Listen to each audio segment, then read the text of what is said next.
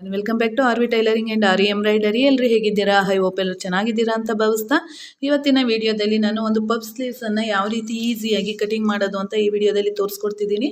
ಹಾಗಿದ್ರೆ ವಿಡಿಯೋನ ಶುರು ಮಾಡೋಣ, ಲೇಟ್ ಮಾಡೋದು ಬೇಡ. ಎಲ್ಲ ವಿಡಿಯೋನ ಯಾರೆಲ್ಲ ನೋಡ್ತಾ ಇದ್ದೀರಾ ಕೊನೆಯವರೆಗೂ ಮಿಸ್ ಮಾಡದೆ ಸ್ಕಿಪ್ ಮಾಡ್ದಂತೆ ವಿಡಿಯೋನ ನೋಡಿ.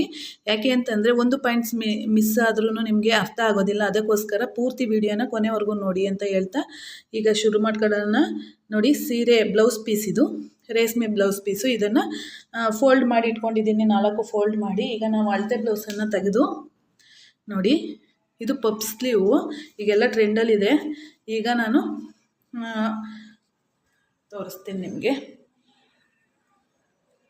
ಈಗ ಎಷ್ಟಿದೆ ಅಂತ ಇಲ್ಲಿ ನಾವು ನೋಡ್ಕೋಬೋದು. ನೋಡಿ,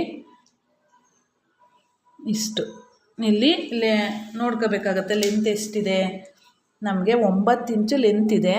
ಲೆಂತ್ ಇದ್ದಾಗ ನಾವೇನು ಮಾಡಬೇಕು, ಇಲ್ಲೂ ಅಷ್ಟೇ 9 ಇಂಚಿಗೆ ಒಂದು ಮಾರ್ಕನ್ನು ಮಾಡ್ಕೊಳ್ಳೋದು. ಮಾರ್ಕ್ ಮಾಡಿಕೊಂಡು ಅಲ್ಲಿಗೆ ಒಂದು ಗೆರೆಯನ್ನು ಹಾಕ್ಕೊಳ್ಳೋಣ. ನೋಡಿ, ಹಾಕ್ಕೊಳ್ಳೋಣ. 9 ಇಂಚು ಇಲ್ಲಿಗೆ ಒಂದು ಗೆರೆಯನ್ನು ಹಾಕ್ಕೊಂಡು ನಮಗೆ ಪಫ್ಗೆ ಎಕ್ಸ್ಟ್ರಾ ಬ್ಲೌಸ್ ಪೀಸ್ ಬೇಕಾಗತ್ತಲ್ಲ, 3.5 4 ಇಂಚು 4.5 ಆ ರೀತಿಯೆಲ್ಲ ಇಟ್ಕೋಬೋದು. ನಮಗೆ ಪಫ್ ಎಷ್ಟು ಬೇಕಾಗುತ್ತೆ ಅದ್ರ ಮೇಲೆ ಡಿಪೆಂಡ್ ಆಗುತ್ತೆ. ನಾನು ನೋಡಿ 3.5 ಇಟ್ಟಿದ್ದೀನಿ, ಸಾಕಾಗುತ್ತೆ ನಮಗೆ.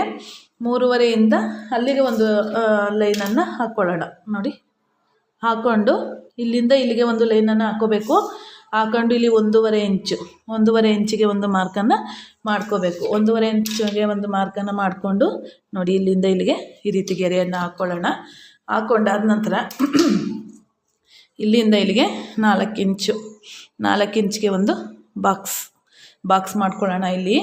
ಇಲ್ಲಿಂದ ನಾವಿಷ್ಟು 9 ಇಂಚಿಗೆ ಎಷ್ಟು ಇಡ್ತೀವಿ? 3.5 ಇಂಚು ಡೌನಿಂಗನ್ನು ಇಡ್ತೀವಿ. ಈಗ 3.5 ಇಂಚು ಡೌನಿಂಗನ್ನು ಇಟ್ಟಾಗ ನಾವೇನು ಮಾಡಬೇಕು, ಇಲ್ಲಿಂದ ನೋಡಿ ಈ ರೀತಿ ಕ್ರಾಸಲ್ಲಿ ನಾವು ಈ ರೀತಿ ಶೇಪನ್ನು ಕೊಟ್ಕೋತೀವಲ್ವ ಮಾಮೂಲಿ ಬ್ಲೌಸ್ಗೆ.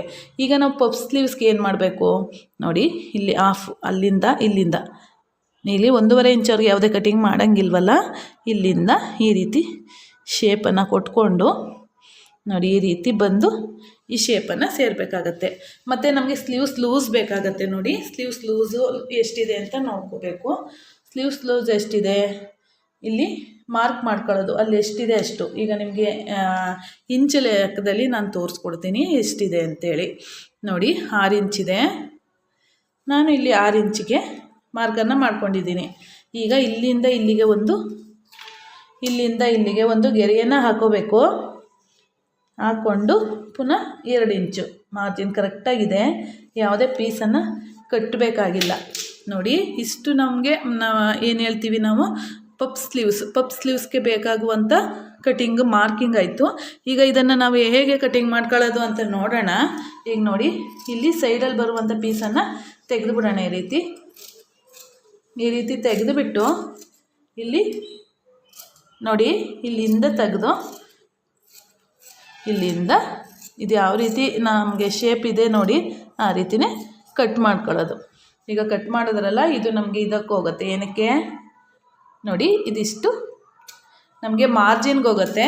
ಮಾರ್ಜಿನ್ಗೆ ಹೋದ್ಮೇಲೆ ನಾವು ಶೇಪನ್ನು ತೆಗಿಬೇಕು. ನೋಡಿ, ಶೇಪನ್ನು ತೆಗಿವಾಗ ಇಲ್ಲಿ ನೋಡಿ ಈ ರೀತಿ ಬಂತಲ್ವ, ಈ ಶೇಪನ್ನು ಹೇಗೆ ತೆಗೆಯೋದು ನಾವು ಅನ್ನೋದಾದರೆ ಈಗ ನೋಡಿ, ಎಕ್ಸ್ಟ್ರಾ ಇಲ್ಲಿಂದ 1/2 ಇಂಚಷ್ಟು ಈ ರೀತಿ ಇಲ್ಲಿ ನೋಡಿ, ಇದಿಷ್ಟೇ, ಮುಂದೆ ಹೋಗೋಂಗಿಲ್ಲ. ಇದಿಷ್ಟಕ್ಕೆ ನಾವು ಶೇಪನ್ನು ತಗೊಳ್ಳೋದು. ಇಲ್ಲಿ ನೋಡಿ ಈ ರೀತಿ ಬರುತ್ತೆ. ಈ ರೀತಿ ಬಂದಾಗ ನಿಮಗೆ ತುಂಬಾ ಚೆನ್ನಾಗಿ ಕಟಿಂಗೇ ಗೊತ್ತಾಗೋಗುತ್ತೆ ನಿಮಗೆ ನೀಟಾಗಿ ಬಂದಿದೆ ಇದು ಸ್ಲೀವ್ಸು ಅಂತೇಳಿ. ಈಗ ನೋಡಿದ್ರಲ್ಲ ಎಷ್ಟು ನೀಟಾಗಿದೆ ಅಂತ. ಇದರಲ್ಲಿ ಏನಾದರೂ ಡೌಟ್ಸ್ ಇತ್ತು ಅಂದರೆ ಖಂಡಿತ ಕಮೆಂಟ್ ಬಾಕ್ಸಲ್ಲಿ ತಿಳಿಸಿ. ಆದಷ್ಟು ಬಿಗಿನರ್ಸ್ಗೆ ತುಂಬಾ ಒಳ್ಳೆ ಲೆಸನ್ ಅಂತಲೇ ಹೇಳ್ಬೋದು. ಯಾಕೆಂದರೆ ತುಂಬ ಟ್ರೆಂಡಲ್ಲಿದೆ ಇದು. ಈಗೆಲ್ಲ ಪ್ರತಿಯೊಬ್ಬರು ಪಫ್ ಸ್ಲೀವ್ಸ್ ಅಂತ ವೇರ್ ಮಾಡ್ತಿದ್ದಾರೆ. ಅದಕ್ಕೋಸ್ಕರ ಈ ವಿಡಿಯೋನ ಮಾಡಿದ್ದೀನಿ. ಆದಷ್ಟು ಈ ವಿಡಿಯೋನ ನೋಡಿ ಲೈಕ್ ಮಾಡಿ, ಆದಷ್ಟು ವಿಡಿಯೋನ ಶೇರ್ ಮಾಡಿ ಅಂತ ಹೇಳ್ತಾ ಮುಂದಿನ ಇನ್ನೊಂದು ವಿಡಿಯೋದೊಂದಿಗೆ ಭೇಟಿಯಾಗೋಣ. ಅಲ್ಲಿವರೆಗೂ ಧನ್ಯವಾದಗಳು friends. Thank you for watching.